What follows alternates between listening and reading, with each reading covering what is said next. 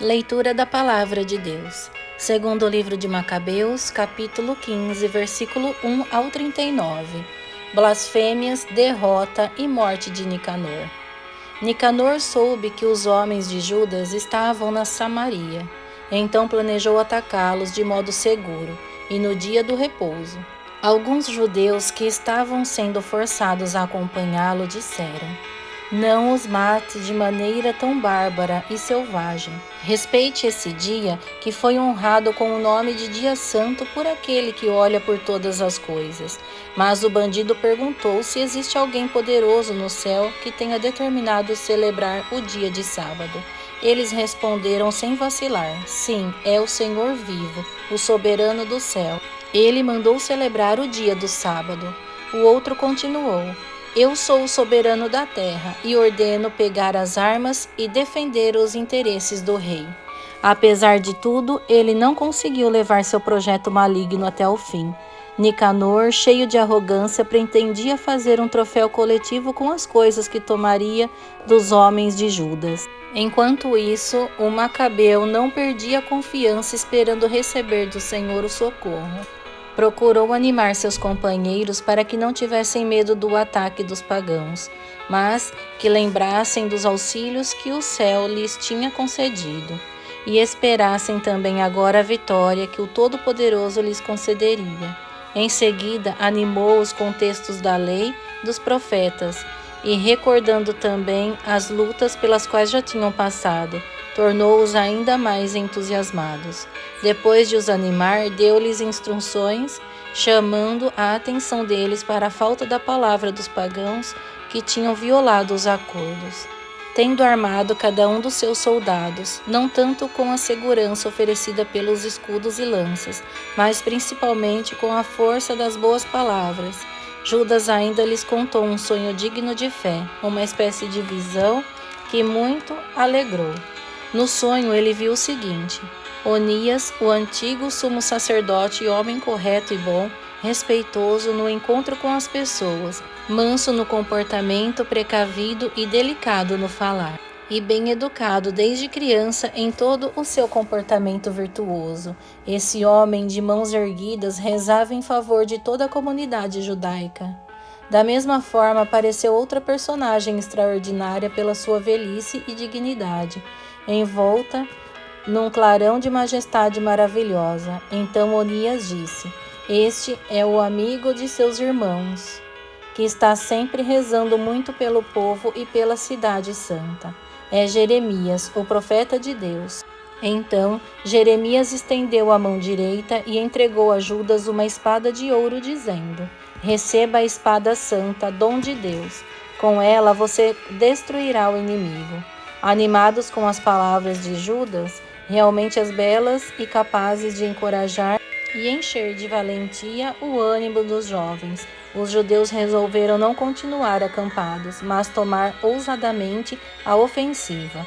Assim, lutando com toda a valentia, resolveram decidir a questão com as armas, pois tanto a cidade como a religião e o templo corriam perigo. A preocupação deles não eram tanto suas mulheres e crianças, irmãos e parentes. Eles se preocupavam sobretudo com o templo consagrado. Entretanto, não era menor a preocupação dos que tinham ficado na cidade, com medo da batalha de campo aberto. Enquanto todos estavam esperando o desfecho iminente, o inimigo se concentrava, alinhando o exército para a batalha, colocando os elefantes em pontos estratégicos e distribuindo a cavalaria pelas alas. Ao ver as divisões do exército se apresentando, os vários tipos de armas e o aspecto selvagem dos elefantes, o Macabeu elevou as mãos para o céu e suplicou ao Senhor, que faz prodígios, certo de que ele concede a vitória aos que delas são dignos, não pelas armas, mas pelo meio que ele mesmo deseja. Em sua oração, Judas disse: "Senhor, tu mandastes em favor ao rei Ezequias de Judá o teu mensageiro que eliminou o acampamento de Senaqueribe, 185.000 homens. Agora, soberano do céu, envia um anjo bom à nossa frente para provocar terror e tremor." Que a grandeza do teu braço quebre aqueles que blasfemam contra o teu povo santo. E assim terminou a sua oração. Os homens de Nicanor marchavam ao som das trombetas e gritos de guerra. Os de Judas, ao contrário, foram se infiltrando no meio dos inimigos, fazendo invocações e preces. Combatiam com as mãos e rezavam com o coração, deixando mais de 35.000 homens estendidos por terra. E transbordaram de alegria pela clara manifestação de Deus. Terminada a batalha, quando já se retiravam cheios de alegria, reconheceram Nicanor caído com sua armadura. Em meio às gritarias e alvoroço, louvavam ao Senhor na língua materna. Judas, que sempre tinha sido de corpo e alma o primeiro na luta por seus concidadãos, o que nunca tinha perdido a afeição juvenil para com seus compatriotas, mandou cortar a cabeça e o braço inteiro de Nicanor, levando-os para Jerusalém.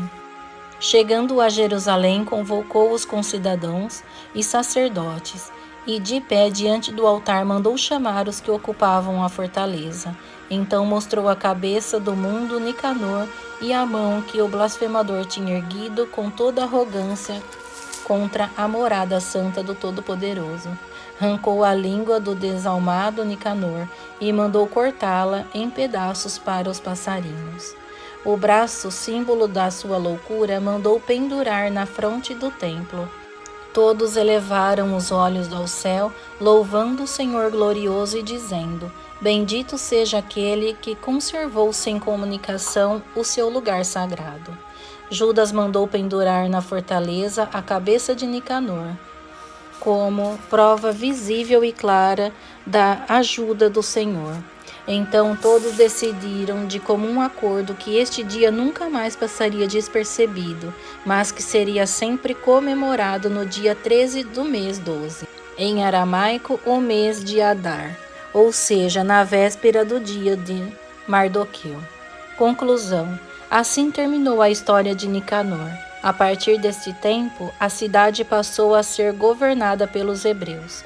Por isso, aqui encerro a minha narrativa. Se ficou boa e literalmente agradável, era o que eu queria. Se está fraca e medíocre, é o que fui capaz de fazer. É desagradável beber só vinho ou só água, ao passo que vinho misturado com água é agradável e delicioso. O mesmo acontece numa obra literária, onde o tempero do estilo é um prazer para o ouvido do leitor. E assim termino. Palavra do Senhor, graças a Deus.